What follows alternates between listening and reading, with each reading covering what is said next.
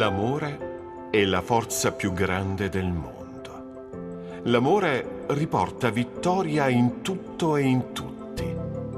Abbiamo bisogno dell'amore. Capire il vero amore, far sentire a qualcuno di essere realmente amato e donare amore gratuitamente è il regalo più grande che si possa fare. Fate tutto per amore e niente per forza. Queste parole di San Francesco sono diventate lo slogan del nostro cammino di oggi. Visitare la terra meravigliosa che ha dato la vita a San Francesco di Sales, a distanza di 400 anni dalla sua morte, è per noi un momento di forte ispirazione. La terra dove una persona nasce contribuisce a forgiare il suo carattere. Francesco di Sales è nato in questa terra di vette, ghiacciai, valli scavate da torrenti impetuosi e laghi che rispecchiano un cielo immenso e azzurro. Il risultato? Fate tutto per amore e niente per forza. Non sappiamo quante volte San Francesco di Sales abbia ripetuto questa frase su questa terra. E ora l'eco delle sue toccanti parole incise nel nostro cuore ci fanno sentire forte la tenerezza, la dolcezza e la meravigliosa figura di San Francesco di Sales. La terra di Annecy è per noi una terra che irradia amore e che ci offre tante perle preziose per la nostra vita. Carissimi membri della famiglia salesiana, vi invito ad entrare in questa città d'Annecy, il luogo di Francesco di Sales. Consideriamo le radici del nostro patrono e del nostro fondatore.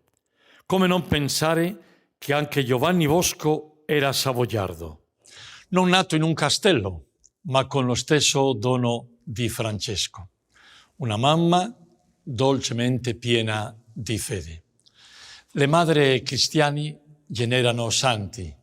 In un castello, come Francesco, o in una malandata casa di campagna come Giovanni. Raccontano che la prima frase completa che Francesco riuscì a formulare fu: «Il buon Dio e la mamma mi amano molto». E su Francesco e Giovanni il buon Dio vegliava. E a tutti e due donò un grande cuore. I due erano destinati ad incontrarsi e un giorno Don Bosco disse tranquillamente a un gruppo di rudi giovani: «Noi ci chiameremo Salesiani». L'acqua dei torrenti di Savoia, come lo spirito che maturerà Francesco di Sales, arriverà a Torino e poi a tutto il mondo. La forza motrice dell'amore che ha plasmato e definito la vita e la missione di Francesco, che ha poi ispirato Don Bosco, è un invito oggi a intraprendere il nostro cammino. Lo sguardo ad alcuni luoghi significativi della vita di San Francesco di Sales sicuramente ce ne farà rivivere lo spirito. Questa terra, l'antico ducato di Savoia, era incastonata tra Francia, Italia e Svizzera. Qui svolse una vita pastoralmente attiva con una intensa predicazione, per cui riuscì ad attuare tante riforme e con pazienza e amabilità aprire la strada a tante conversioni. Persona di spirito nobile, sensibile, acuto, penetrante, fu un grande direttore per la vita spirituale, aprendo a tutti le vie dell'ascesi, mettendo in rilievo l'essenza della vita spirituale nell'amore di Dio e del prossimo.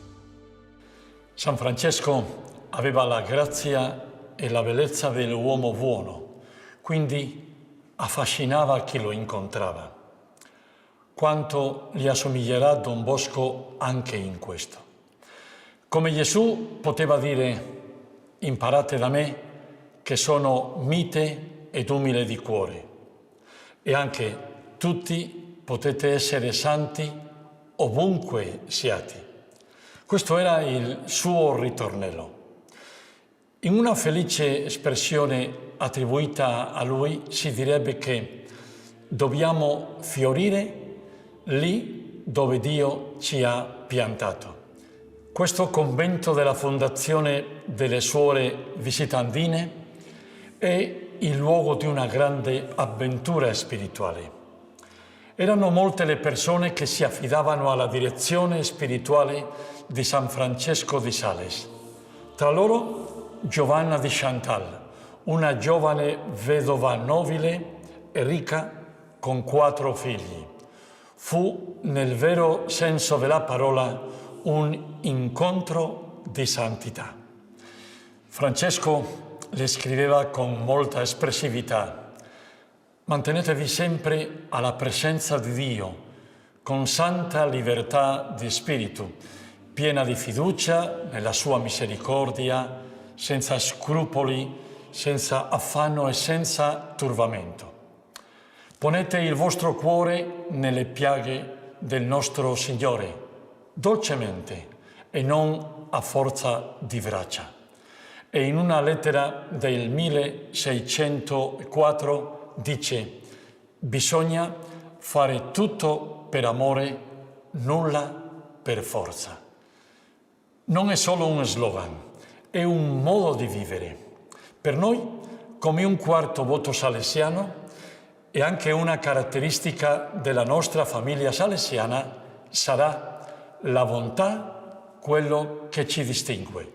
La carità è la misura della nostra preghiera, perché il nostro amore per Dio si manifesta nell'amore per il prossimo, diceva. Questa è la preghiera della vita con stile salesiano. San Francesco di Sales afferma che il sentire il cuore di Dio e l'aprire il suo cuore ai fratelli e alle sorelle sono aspetti intimamente correlati l'uno con l'altro.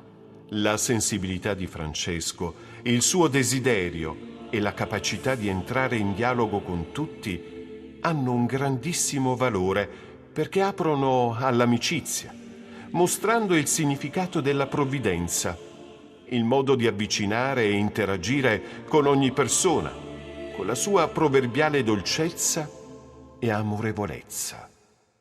Don Bosco era rimasto profondamente colpito della figura di questo santo, al punto che, prima della sua ordinazione sacerdotale, da giovane seminarista aveva preso questa risoluzione: la carità e la dolcezza di San Francesco di Sales mi guidino in ogni momento. Le straordinarie caratteristiche dello spirito salesiano di Don Bosco e i preziosi valori della spiritualità giovanile salesiana possono essere meglio apprezzati quando comprendiamo come il nostro fondatore si sia abbeverato a questa ricca fonte per dissetare la sua sete di vita e per la sua crescita spirituale. E nelle memorie dell'oratorio, Don Bosco dichiara che l'oratorio cominciò a denominarsi di San Francesco di Sales perché, con la protezione di questo santo, voleva imitare la sua straordinaria mansuetudine e guadagnare tante anime. La parola d'ordine che Don Bosco diede ai suoi salesiani, "Studia di farti amare", erano le parole di San Francesco di Sales. Francesco di Sales era per lui un'autentica ispirazione, soprattutto perché era un vero pastore, un maestro di carità, un instancabile lavoratore per la salvezza delle anime. Siamo nella chiesa di San Francesco di Sales. Quante umiliazioni, quanti passi, quante lacrime è costata a Don Bosco. Davvero possiamo dire che ha fatto tutto per amore, niente per forza. Qui batte il cuore di Don Bosco, anche nei ritratti dei suoi cari figli, di Don Rua, di Domenico Savio, di Magone Michele, a rappresentare una schiera infinita. Era un senso di amicizia esplosivo quello che i ragazzi provavano per Don Bosco. I suoi ragazzi testimonieranno di lui con una insistenza quasi monotona: mi voleva bene. Un eminente rettore di un grande istituto portoghese era venuto a Torino per chiedere consiglio a Don Bosco, ci ricorda Don Ricaldone. Giunto infatti alla sua presenza, espose al santo educatore le sue domande circa il modo di educare gli alunni del suo istituto. Don Bosco lo ascoltò con grande attenzione, senza interromperlo mai. Al termine del suo dire, il padre gesuita sintetizzò in una sola domanda ciò che desiderava sapere: in che modo riuscirò a educare bene i giovani del mio collegio? E tacque. Don Bosco, al padre che gli aspettava forse un lungo discorso, rispose quest'unica parola: amandoli. Come San Francesco di Sales, Don Bosco ha scelto la via del cuore e non quella della forza. E questa sarà sempre la strada giusta nella nostra famiglia salesiana. Il luogo di Valdocco è una viva testimonianza delle migliaia di miracoli scaturiti da un forte amore. Il primo cortile dell'oratorio di Valdocco era il cuore di Don Bosco. Uno di loro, San Luigi Orione, scriverà: camminerei sui carboni ardenti per vederlo ancora una volta e dirgli grazie. Don Bosco era felice della felicità degli altri. Voleva che i giovani venissero nella sua casa volentieri, trovassero un'atmosfera familiare dove si sentivano veramente amati. Nella Basilica di Maria Ausiliatrice, accanto all'urna di Don Bosco, è un posto privilegiato e benedetto per il mondo salesiano. Passano qui continuamente persone che vogliono vedere Don Bosco. Per cui migliaia di persone hanno detto: grazie perché ci sei e accanto a te sono un altro. Ascoltava i ragazzi con la maggiore attenzione, come se le cose da loro esposte fossero tutte molto importanti. Talora si alzava o passeggiava con essi nella stanza. Finito il colloquio, li accompagnava fino alla soglia, apriva egli stesso la porta e li congedava dicendo: siamo sempre amici, né? 29 dicembre 1887. Don Bosco è in fin di vita. Al termine della giornata fa chiamare Don Rua e Monsignor Cagliero. Li prende per mano e dice adagio: vogliatevi bene come fratelli, amatevi, aiutatevi e sopportatevi a vicenda, giustamente come fratelli. L'aiuto di Dio e di Maria Ausiliatrice non vi mancherà. Promettetemi di amarvi come fratelli. E per loro e per tutta la famiglia salesiana. Affidiamo a Don Bosco il nostro impegno affinché ci insegni a vivere con appassionato amore la strena. Dove c'è incomprensione, dove c'è rifiuto, dove ci sono antipatia e conflitti, dove c'è indifferenza, dove ci sono divisioni, dove ci sono tante incertezze e insicurezze, dobbiamo ricordarci di questa frase magica: fare tutto per amore e niente per forza. L'obiettivo della proposta della strena è realmente fondamentale e rilevante per tutte le situazioni della nostra vita, se nel nostro cuore vivrà forte l'amore per il Signore e per i fratelli e sorelle. Ricordiamo pertanto ogni giorno e in tutte le nostre case e presenze questo slogan: studia di farti amare. Fate tutto per amore, niente per forza, e facendo risuonare e irradiare ovunque queste bellissime e sante parole. Grazie a Don Bosco e a Francesco di Sales, in tutto il mondo ogni giorno avvengono migliaia di miracoli di amore che la famiglia salesiana compie ogni giorno a favore della gioventù e dei più poveri. Come diceva Don Bosco, chi ama è riamato. Continuiamo a vivere questa chiamata in maniera profetica e concreta, così che risuonino sempre nella nostra famiglia le parole: studia di farti amare. Fate tutto con amore e niente per forza, e potremo cambiare il mondo. Concludiamo con una preghiera fervente davanti al cuore di San Francesco di Sales, che si trova incorrotto nel monastero delle Visitandine di Treviso.